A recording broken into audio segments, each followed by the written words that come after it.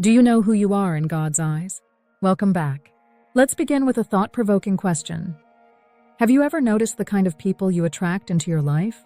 It's not random. The people drawn to you often reveal something deeper about your purpose, about the mission God has assigned to you. Through the story of Paul in the Bible, we can uncover how God uses each of us, with all our unique qualities, to fulfill his plan. Paul and the people he drew. In 1 Timothy 1:15-16, Paul describes the grace of God in his life.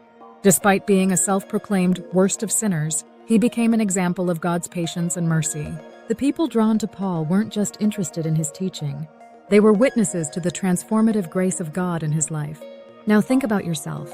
Who gravitates toward you? Why? These are often people who see God's grace working through you, even if they don't realize it. They are part of your mission field. People God may use you to reach. God always plants us in our own field. Let's take a step back to the very beginning. In Genesis 2:7-10, we see God creating Adam from the dust of the earth and placing him in the Garden of Eden. Adam's mission was to work the garden and take care of it. This wasn't a random task. It was a deliberate placement by God, tailored to Adam's abilities and purpose. Similarly, when God led the Israelites out of Egypt, he didn't leave them wandering forever. He brought them to the Promised Land, a place flowing with milk and honey. God has always worked this way. He leads us to a specific place where we can thrive and fulfill his purposes. Paul understood this too. In 1 Corinthians 3:8-9, he writes, "The one who plants and the one who waters have one purpose, and they will each be rewarded according to their own labor. For we are co-workers in God's service. You are God's field, God's building."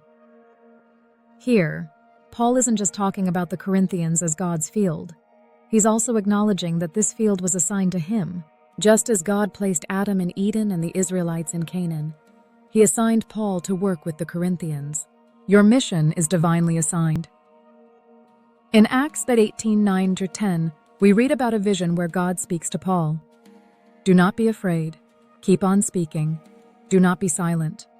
For I am with you, and no one is going to attack and harm you, because I have many people in this city."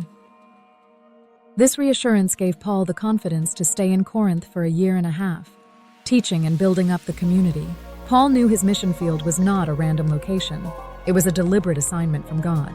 He reaffirms this in 2 Corinthians 10:13, where he says, "We, however, will not boast beyond proper limits, but will confine our boasting to the sphere of service God himself has assigned to us, a sphere that also includes you." Paul understood his mission field as a specific place, with specific people, chosen by God. How does this apply to you?